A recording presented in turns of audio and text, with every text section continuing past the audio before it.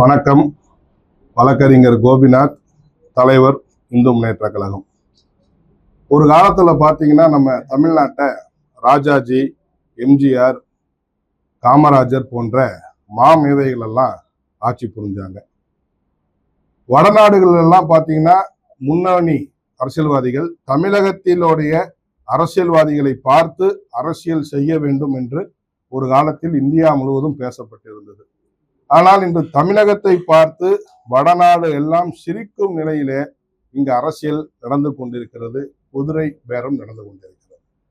3 MLA உடனே ராஜினாமா பண்றாங்களா, உடனே அன்றே தாவேக்கால இணைகிறாங்களா. ஸோ இது பொதுமக்கள் அனைவரும் முட்டாள்கள் கிடையாது. ஒரு காலத்தில் தமிழக மக்களை நிறைய விஷயங்கள் சொல்லி ஏமாற்றி இருக்கலாம். ஆனா இன்று அனைத்து இளைஞர்களுமே படித்து கொண்டிருக்கிறார்கள். அனைவருமே உங்களை போல சோசியல் மீடியால எல்லாம் வாட்ச் பண்ணிட்டு இருக்காங்க.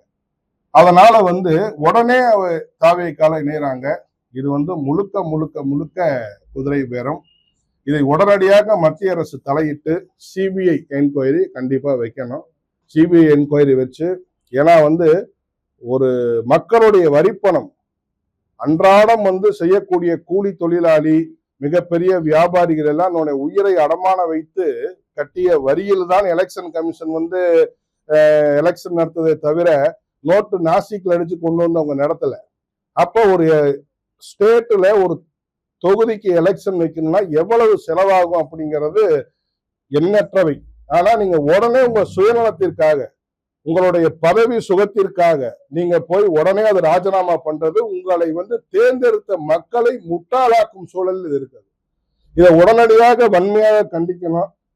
இதை எதிர்த்து வழக்கறிஞர் என்ற முறையிலே கூடிய விரைவில் உச்சநீதிமன்றத்தில் என் சார்பாகவும் என் அமைப்பின் சார்பாகவும் வழக்கு தொடர தயார் செய்து கொண்டிருக்கிறோம். எனவே தாவேக்காவுக்கு தாவிய அந்த எம்எல்ஏக்களின் அனைத்து விஷயங்களையும் கண்காணிக்க வேண்டும். உடனடியாக சிபிஐ என்கொயரி செய்ய வேண்டும். சிரிக்கிறாங்க வடநாட்டுல. தமிழகத்தின் அரசியல் இவ்வளவு பாடு, இவ்வளவு ரொம்ப மோசமா போகுது அப்படின்னு நினைக்கிறப்ப எங்களுக்கு ரொம்ப மனசு வருத்தமா இருக்குது. அப்புறம் படங்கள்ல நடிக்கிறப்பெல்லாம் பாத்தீங்கன்னா விஜய், அதாவது தளபதி விஜய், ஆனா முதலமைச்சர் ஆனதுக்கு அப்புறம் பாத்தீங்கன்னா ஜோசப் விஜய். ஆக படங்கள் நடிக்கிறப்ப ஜோசப் விஜய் அப்படின்னு எந்த இடத்துலயுமே வரல. ஆனா இன்னைக்கு முதலமைச்சரானா ஒவ்வொரு மூச்சுக்கும் ஜோசப் விஜய், ஜோசப் விஜய். இதை நான் வரவேற்கிறேன். அதை நான் தவறு சொல்லல. ஆக முட்டாள்கள் எந்த அளவிற்கு தமிழகத்தில் மக்கள் முட்டாள்களாக வாழ்ந்து கொண்டு இருக்கிறார்கள் என்பதை தெரிவதற்காக தான் இதனுடைய பிரஸ் மீட்டு. ஆக நிறைய கட்சிகள் இந்த நம்ம டிஎம்கேக்கெல்லாம் இது ஒரு பாடமா இருக்கணும். பாத்தீங்கன்னா கொள்கைகள் ஒரு 2 எலெக்ஷனுக்கு முன்னாடி கலைஞர் கருணாநிதியிடமிருந்து சண்டை போட்டு பெற்றுக் கொடுத்தார் மு.க. ஸ்டாலின் அவர்கள். சண்டை போட்டு விடுதலை சிறுத்தைகளுக்கு சீட்டு பெற்றுக் கொடுத்தார், கம்யூனிஸ்டுக்கு சீட்டு பெற்றுக் கொடுத்தார். அதற்கான ஆதாரங்கள் இருக்கிறது. ஆனால் உடனடியாக தன்னுடைய பதவி சுகத்திற்காக, தன்னுடைய எதிர்கால அரசியல் அமைய வேண்டும் என்பதற்காக கொள்கையை நடுத்தெருவில் விட்டுவிட்டு, அதாவது அனாதையாக டிஎம்கே விட்டுவிட்டு உடனடியாக தாவேக்காவுக்கு சென்றதோட நியாயப்படுத்துவது என்பது தமிழக மக்களை மேலும் மேலும் முட்டாளாக மாற்றுகிறது. எனவே பல தலைவர்களை இந்த தமிழகம் பார்த்தது உண்டு. பல பேர் வந்துட்டு அட்ரஸ் எல்லாம் போயிருக்கிறாங்க. ஆனா எல்லாமே மாற்றம் வருமே தவிர இது நிரந்தரம் என்று தயவு செய்து மாற்று கட்சிகள் நிறைய யோசித்து கட்சி மாறி உங்களுடைய வாழ்வாதாரத்தையும் உங்க கொள்கையும் இழந்து விடக்கூடாது என்பதை நான் ஒரு எச்சரிக்கையாக இங்கே கூறிக்கொள்கிறேன். எனவே நம்முடைய டிஎம்கேவை நடு ஆத்தில் விட்ட காங்கிரஸ் எல்லாம் நின்ன இடத்துல அண்டர் பெல்ட் அடிப்பாங்க அப்படிங்கிறது தேசிய அரசியல்ல மிக நிறைய ஆதாரங்கள் உள்ளது. ஆனா அதன் அடிப்படையில் இப்ப உடனே, அதாவது கொள்கைகள் வேறுபாடுகள் இருக்கலாம், அதை உட்கார்ந்து பேசாம எல்லாருமே பாக்குறாங்க. மக்கள் பாக்குறச்ச எல்லாத்துக்குமே தெரியுது இது கண்டிப்பாக பதவி சுகம் என்று. இனி வரும் தேர்தலில் தயவு செய்து தமிழக மக்கள் நல்லா சிந்திக்கணும். நல்லா படிக்க ஆரம்பிச்சிட்டீங்க, இளைஞர்கள் படிக்கிறாங்க. ஒரு கான்ஸ்டிடியூஷன்னா என்ன, ஒரு டெமோக்ரஸினா என்ன அப்படிங்கிறதெல்லாம் யோசிச்சு நீங்க வாக்கு போடாம உங்க வாக்குகள், அதாவது இந்த உலகத்துல 1000 நாடுகள் இருக்கு, மன்னராட்சி இருக்குது, இராணுவாட்சி இருக்குது. ஆனா உலகத்தில ஒரு முக்கியமான மக்களாட்சி என்பது நம்ம இந்தியா என்பது இந்த உலகத்திற்கே தெரியும். அந்த மக்களாட்சி என்பதற்காக தான் இந்த ஓட்டு என்ற உரிமையை நமக்கு விலையில்லா ஒரு ஓட்டை நம்ம கொடுத்திருக்கிறாங்க. அதை நீங்க வந்து பணத்துக்காக சும்மா சினிமாவிற்காக சுயநலத்திற்காக போடுவது நம்முடைய நாட்டை கண்டிப்பாக பாலும் குழியில் தள்ளிவிடும் என்பதை நான் மீண்டும் தெரிவித்துக் கொள்கிறேன். ரெண்டாவது, வந்தோடனே இந்த சினிமாவில் நடக்கிற மாதிரி போலீஸ்காரங்களை குறவலையை பிடிச்சி அதை செய்யணும் இதை செய்யணும் எல்லாம் நடக்காது. ஏன்னா கடந்த 25-50 ஆண்டுகளாக நீங்க இந்த போதை பழக்கம் அதெல்லாம் கொண்டு வந்துட்டீங்க. ஓவர் நைட்ல ஒபாமா ஆகிறது, ஓவர் நைட்ல முதல்வன் திரைப்படத்துல வர மாதிரி எல்லாம் நடக்காது. ஒரு சிறப்பான ஒரு குழு அமைக்கணும். நம்மளுடைய திருப்பூர் கமிஷனர் இருக்கிறாரு ராஜேந்திரன் ஐயா, அவர்களை போல ஒரு நல்ல ஒரு சிறப்பான நேர்மையான அருண் இருக்காரு.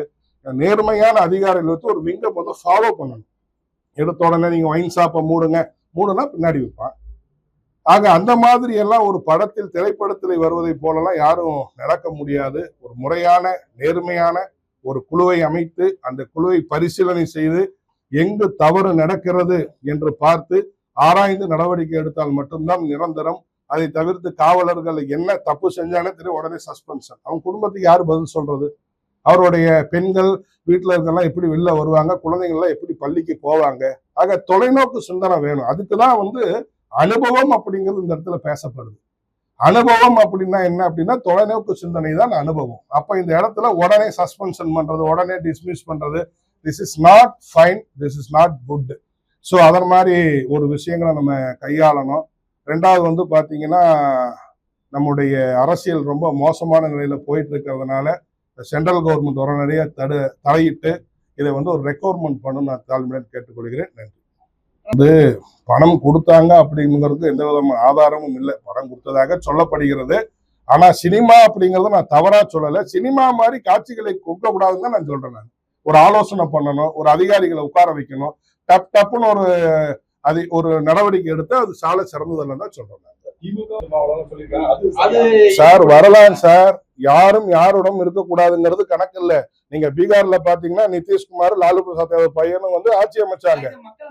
மக்கள் வந்து அவரவர்களுக்கு பிடித்த கட்சிகளுக்கு ஓட்டு போட்டிருக்காங்க. எல்லாருமே சேர்ந்து மக்களுக்கு நல்லதுதான் செய்ய போறாங்களே தவிர யாரும் கெட்டது செய்ய கிடையாது.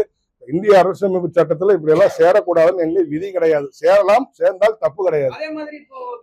அப்போ நீங்க ஓட்டு போட்ட மக்கள் தானே முட்டாளு. நீங்க பணம் எல்லாம் செலவு பண்ணீங்களா, என்னாச்சு? அவங்க ராஜினாமா பண்ணல. You see I will correct speaking. அதாவது ராஜினாமா செய்வதற்கும் இணைவதற்கும் ஒரு வித்தியாசம் இருக்குது. ஏன் சார், எவ்வளவு பணம், எத்தனை போலீஸ் அதிகாரி, எத்தனை ராணுவ, எத்தனை எலெக்ஷன் கமிஷன் அதிகாரி எல்லாம் போட்டு ஓட்டு போட்டு சார் நீங்க ஒரு 6 மாசம் 1 வருஷம் கழிச்சுன்னா பரவாயில்ல. 10 நாள் பச்சை குழந்தையா இருக்கக்கூடிய குழந்தையை கொல்வதை போல நீங்க உடனே ராஜினாமா பண்ணிட்டு சரி நீங்க மெதுவா இணையணும். உடனடியாக போய் இணைஞ்சீங்கன்னா அப்ப போற மோசமான சூழல் நடந்ததில்லை. வரலாறு புரட்டி பாருங்க, நடந்ததில்லை. பேசிட்டு இருக்கிறேன். எங்கு நடந்தாலும் தப்புதாங்க. அது தமிழ்நாட்டில் நடந்தாலும் தப்புதான், பீகார் நடந்தாலும் தப்புதான். மக்கள் முட்டாள் ஆகக்கூடாது. ஒண்ணு ராஜினாமா செய்த அவர்களிடம் பணத்தை வசூலிக்கணும், இல்லைன்னா எங்க பணத்துக்கு என்னங்கிறத நீங்க பதில் சொல்லணும். அவ்வளவுதான். மாதிரி வந்திருக்குது, தவறு கிடையாது. விஜய் வந்ததுல எனக்கு எந்த வருத்தமும் கிடையாது. விஜய் வந்ததை நான் வந்து வரவேற்கிறேன். ஆனா சிறப்பான முறையில் குதிரை பேரம் இல்லாமல் தெளிவான ஆட்சிகள் பண்ணுங்கன்னு தான் நான் சொல்றேன். நான் நன்றி. ஜோதிடர் பத்தி எனக்கு தெரியாது. அதாவது சரியான முறையில் விஜய் ஆட்சி செய்தால் வரவேற்போம், தவறுகள் சென்றால் சுட்டி காட்டுவோம், தேவை ஏற்பட்டால் கவுக்கவும் செய்வோம். நன்றி. வெட்டக்கூடாதுங்க. பொது இடங்கள் வந்து பப்ளிக் பிசினஸ். ஏன் வெட்டுவாங்க? வெட்டுறதுக்கு வந்து ஆடு மாடு கோழிகளை வெட்டுறதுக்கு சட்டப்படி அதற்கான ஒரு கூடம் இருக்குது. முறைப்படி அங்கதான் வெட்டணும். பொது இடத்துல இறைச்சி கடை வைக்க கூடாதுன்னு பொதுநல வழக்கு போட்டு உத்தரவு வாங்கணும் நான் என்னுடைய அமைப்பு சார்பாக. அத பொது இடத்துல வந்து இறைச்சிகளை வெட்டக்கூடாது. அவருக்கு அதாவது ஒரு ஆடு வெட்டணும்னா கூட ரூல்ஸ் அண்ட் ரெகுலேஷன் படி ஒரு ஆடு மாடு வெட்டணும்னா ஒரு டாக்டர் பரிசோதனை பண்ணி நீங்க பார்த்துருப்பீங்க. காதுகள்ல ஒரு கடுக்கன் எல்லாம் போட்டிருப்பாங்க. அதுக்குன்னு முறையான ஒரு கூடம் இருக்குது, அங்க வச்சுதான் வெட்டணும். நீங்க பொது இடங்கள்ல வெட்டினால் வந்து அது சாலச்சத பப்ளிக் யூசஸ். அதனால உயர்நீதிமன்றத்துடைய தீர்ப்பு வரவேற்கத்தக்கது.